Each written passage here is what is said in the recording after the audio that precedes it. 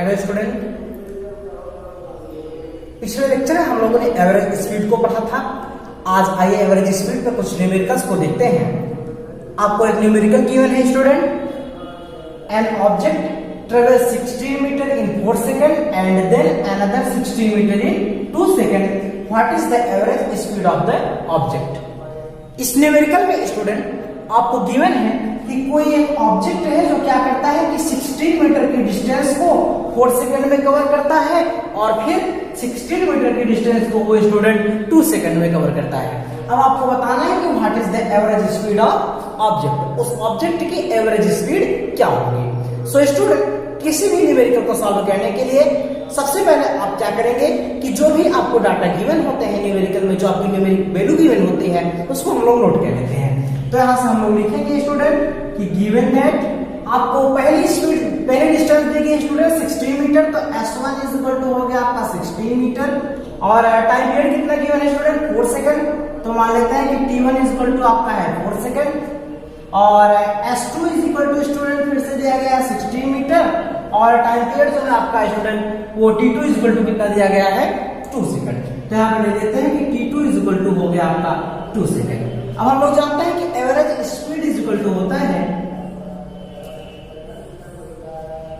Average speed is equal to आपका होता है delta S upon delta T।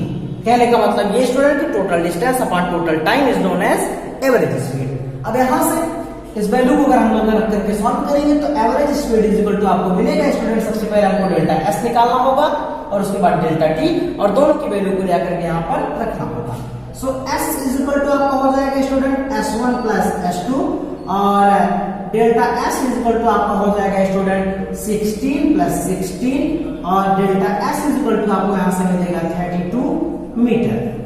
अगला आपको स्टूडेंट टाइम पीरियड निकालना है तो टाइम पीरियड के लिए आपका हो जाएगा कि delta T is equal to आपका हो जाएगा स्टूडेंट T1 प्लस T2 और delta T is equal to student T1 की वैल्यू कितना गिवन है आपको 4 सेकंड और T2 की वैल्यू है स्टूडेंट 4 सेकंड।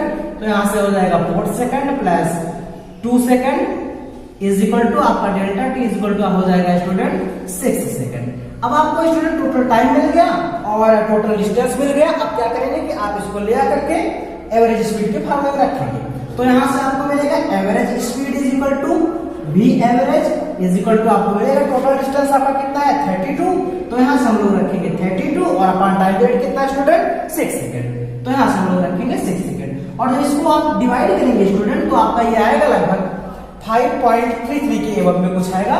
तो यहां से आपको मिला 5.33 और आप निकाल रहे थे एवरेज स्पीड को, तो आपका जो यूनिट होगा स्टूडेंट वो क्या होगा मीटर पर सेकंड। सो कोई भी अगर आपको न्यूमेरिकल सॉल्व करना है तो उसके लिए आप क्या करेंगे कि जो आपको गिवन वैल्यूज होते हैं, जो आपके न्यूमेरिक वैल्यूज होते हैं, जैसे मान लीजिए आपका 16 मीटर हो गया 4 सेकंड हो गए, 16 मीटर हो गए 2 सेकंड हो गए, जितनी भी न्यूमेरिक वैल्यू है सबसे पहले हम लोग उसको रखते हैं और उसके बाद हम लोग अपने फार्मूले को अप्लाई करते हैं। तो फार्मूले को अप्लाई करने के बाद जो डाटा आपको गिवन है आप रख करके इसको सॉल्व कर सकते हैं। स्टूडेंट आइए एक न्यूमेरिकल और देखते हैं। स्टूडेंट आपको यहाँ पर बताया गया है कि कोई एक कार है जिस कार का ऑडोमीटर जब आपकी ट्रिप स्टार्ट नहीं हुई होती है स्टूडेंट तो उसने आपका 2000 किलोमीटर उसकी रीडिंग को कैलकुलेट किया है। अब आपसे कहा गया कि अगर वो ट्रिप जो है कंप्लीट करने के बाद, कहने का मतलब ट्रिप के एंड पॉइंट पे अगर वो 2400 किलोमीटर की रीडिंग को कवर करता है, कहने का मतलब ये कि 2400 किलोमीटर अगर वो रीडिंग को ऑब्जर्व करता है स्टूडेंट नोट करता है, तो आपको बताना है।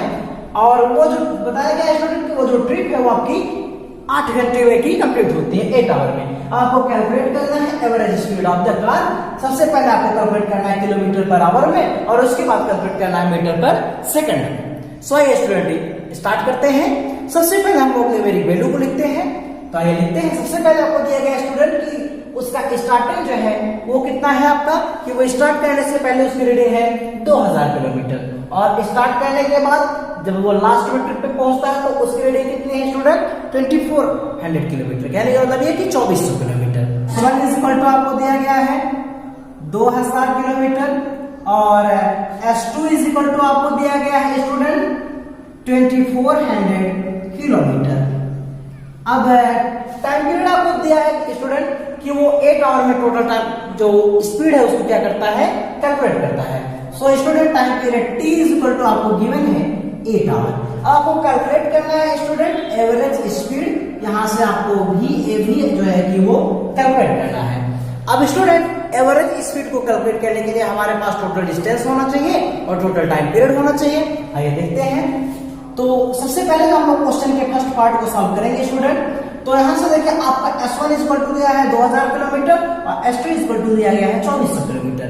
बट स्टूडेंट ये जो 2000 किलोमीटर है ये आपकी जब ट्रिप स्टार्ट नहीं थी तब उसकी रीडिंग थी, और ट्रिप स्टार्ट होने के बाद कितना हुआ 2400 किलोमीटर।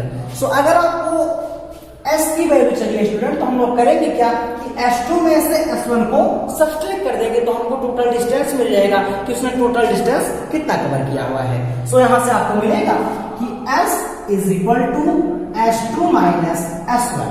अब यहां से student S is equal to आपको मिलेगा S2 की वैल्यू कितने है स्टूडेंट 2400, तो यहां से आपको हो जाएगा 2400 और माइनस कितना है स्टूडेंट 2000, तो यहां से आपका हो जाएगा 2000। और जब इसको आप लोग सॉल्व करेंगे तो आपको जो वैल्यू मिलेगी स्टूडेंट वो S इज इक्वल टू आपको मिलेगी 400 किलोमीटर जो है कि आपको डिस्टेंस मिलेगी, क्योंकि सारी रीडिंग आपको किलोमीटर में गिवन है। अब आपको स्टूडेंट टाइम पीरियड चाहिए और टाइम पीरियड आपको कितना गिवन है स्टूडेंट की time period t is equal to आपको गिवन है 8 आवर। अब हम लोग एवरेज स्पीड को निकालते हैं तो हम लोग जानते हैं कि v average speed is equal to होता है कि डेल्टा S अपान हो जाएगा स्टूडेंट डेल्टा t, और डेल्टा S की वैल्यू आपको गिवन है स्टूडेंट 400। इसको रखेंगे कि 8 मीटर पर सेकंड। अब यहां से आप लोग सॉल्व करेंगे स्टूडेंट तो v average is equal to आपको मिलेगा, यहां से आपको मिलेगा 50 किलोमीटर पर आवर। क्लियर है स्टूडेंट? ये तो आपके पहले क्वेश्चन का आंसर हो गया, लेकिन क्वेश्चन के सेकंड पार्ट में आपसे कहा है कि इसको आपको मीटर पर सेकंड में भी कन्वर्ट करना है। तो हम लोग जानते हैं स्टूडेंट कि 1 kilometre per hour is equal to होता है स्टूडेंट, अगर यहां से हम लोग सॉल्व किया करें तो 1 किलोमीटर